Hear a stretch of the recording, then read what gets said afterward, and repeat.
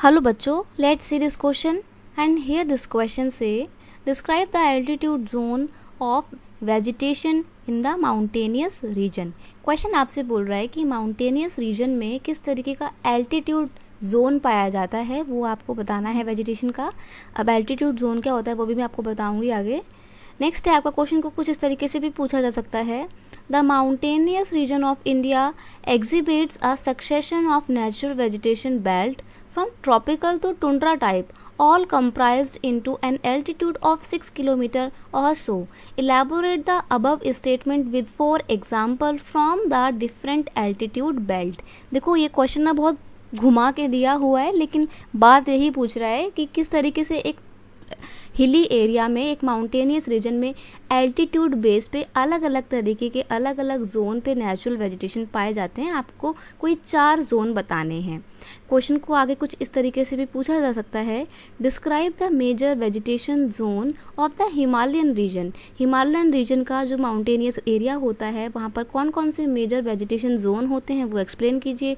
या फिर क्वेश्चन को कुछ इस तरीके से भी पूछा जा सकता है, in mountainous area there is change in natural vegetation due to decrease in the temperature, justify giving example from the different zone. आगे यहाँ पे क्वेश्चन में बोल रहा है कि जो नेचुरल वेजिटेशन होती है वो टेम्परेचर डिक्रीज होने के साथ साथ चेंज होती रहती है, तो वो आपको अलग अलग जोन को देखते में बताना है।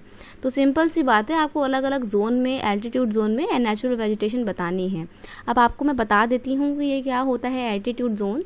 जैसे मान लीजिए कि ये आपका पहाड़ है, ठीक है, ये पहाड़ आपका स्लोपी ऐसा होता है ना, स्लोप सा होता है। तो यहाँ पर क्या होता है, सी लेवल जैसे मान लीजिए, तो सी लेवल से हम हाइट नापते हैं। ये वाला एरिया सबसे टॉप पे होगा, ये वाला एरिया थोड़ा सा कम टॉप पे होगा। तो यहाँ पे अलग तरीके की नेचुरल वेजिटेशन पाई जाएगी।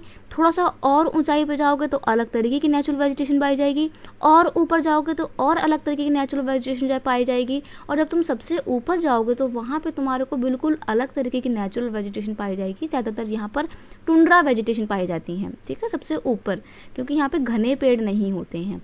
तो आपको ये चारों जोन जो मैंने आपको बताए 1 2 3 4, इन 1 2 3 4 इन चारों जोन में किस तरीके का नेचुरल वेजिटेशन पाया जाता है, ये आपको यहाँ पर एक्सप्लेन करना रहेगा।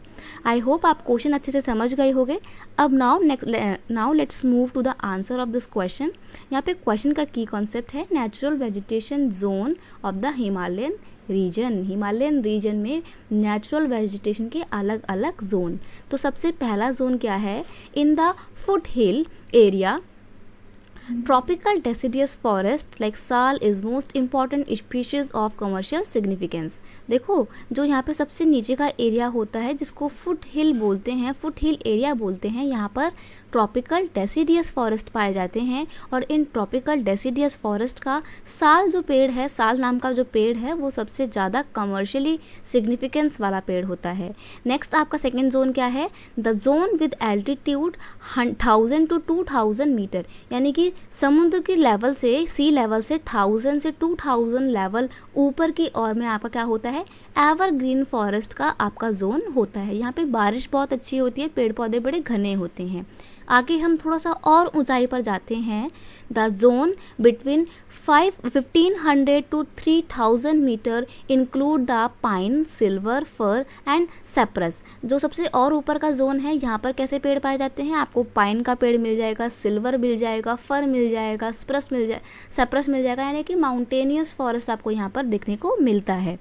और सबसे ऊपर जाएंगे तो वहाँ पे आपको क्या मिलेगा, at the height of 3600 metre, यानी कि 3600 मीटर की ऊंचाई पर, यानी कि सबसे टॉप का जो एरिया है वहाँ पर more shrubs, scrubs and grasses of the alpine variety are found. यहाँ पर आपको ग्रासलैंड का एरिया मिलेगा।